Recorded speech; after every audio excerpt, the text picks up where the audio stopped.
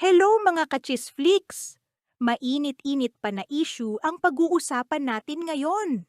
Nagreklamo sa Raffy Tulfo in Action, RTIA, ang wedding organizers na sina Arvil Apilado at Vanessa Aleria dahil hindi nabayaran ang kanilang services at event supplier para sa inorganisa nilang kasal sa Cagayan de Oro City noong Marso 10. Hindi raw ito natuloy matapos mahimasmasan si groom mula sa pagkakagayuma sa kanya ng kanyang bride.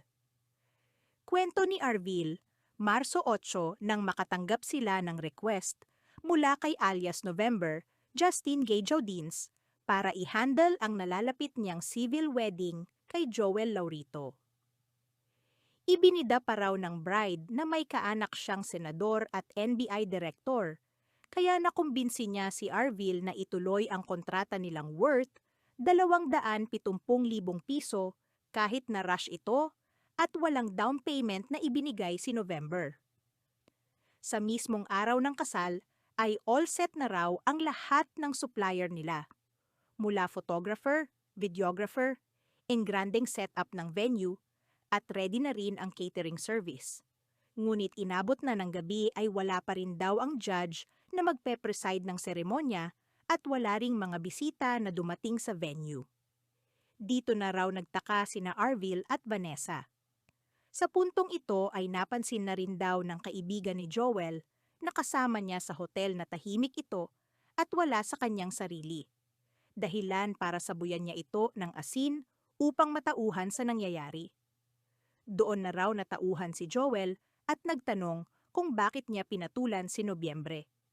Bagamat nasaksihan ito nila Arvil, sinabi nilang, hindi sila naniniwala sa gayuma at naisip nilang na scam lang silang lahat ni November.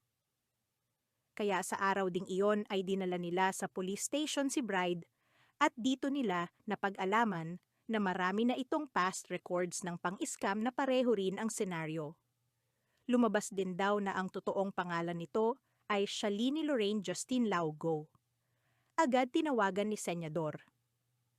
Idol Raffy Tulfo si PSSG Genesis Babanto, investigador mula Police Station 2 Cogon, CDO City Police Office upang humingi ng update sa kaso, at sinabi nitong compromise agreement lang daw ang ginawa ng dalawang panig at civil case lamang daw ang pwedeng maikaso sa suspek, kaya pinakawalan din nila ito. Napagkasunduan daw kasi ng dalawang panig na costing fee na lang raw na 78,000 piso ang bayaran ni November bago ang Marso 21. Dito ay napagsabihan ni Senator Idol Raffy Tulfo si Babanto dahil maari namang sampahan pa rin nila ito ng criminal case na estafa, lalo na at hindi pa naman ito nakakapagbayad sa organizers. Nang kausapin naman ni Senyora Idol si November, tinanggi nitong ginayuman niya si Joel, pero inamin niya na may kasalanan siya laban sa mga organizer na hindi niya nabayaran. Nangako siyang babayaran sila. Sa huli ay pinayuhan ni Senador Tulfo ang mga biktima na ituloy pa rin ang pagsasampa ng kasong estafa laban kay November para masigurong hindi ito tatakas at upang maobliga nila itong bayaran ang pinag-usapan nilang halaga. Ginarantiya naman ni Arvil na itutuloy nila ang kaso sa ngalan na rin ng iba pang biktima na naloko ni November. Kinumpirma din ni bride na di daw siya ng gayuma at sadyang pumayag daw si groom matapos pangakuan ng construction business. Di naman pala gayuma, scam pala! Ano sa tingin nyo mga kachisflix? Comment sa baba ang inyong opinyon. Subscribe para sa mga susunod na ulat at chismis. Chisflix sana!